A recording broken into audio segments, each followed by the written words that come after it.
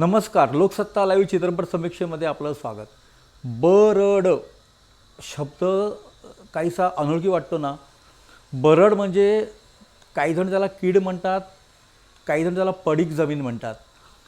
एका गावातल्या पडीक जमिनीच्या व्यवहारावरचं राजकारण म्हणजे हा चित्रपट आहे. थोडाशी सेजची आठवण देतो. यामध्ये राजकारण आहे, थोड्या लबाड्या आहेत.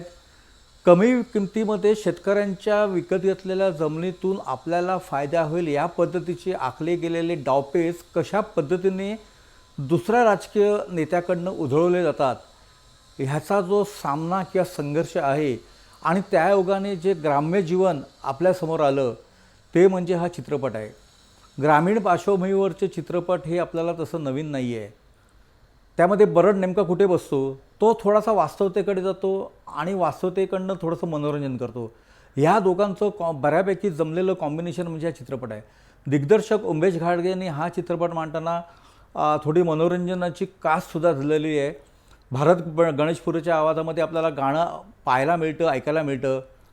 थोडंसं इतरही मनोरंजन आहे. चित्रपटामध्ये किशोर चौगुले आहे, सुहास पळशीकर आहे, असे काही तगडे कलाकार असल्यामुळे चित्रपट अभिनयाच्या बाबतीत चांगली उंची गाठू शकतो.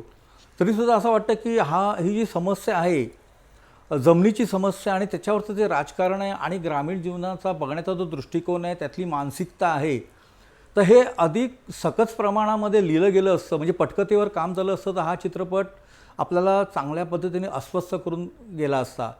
तरीसुद्धा एक वेगळा प्रयत्न, चांगला प्रयत्न म्हणून बरडचं आपण नाव घेऊ शकतो.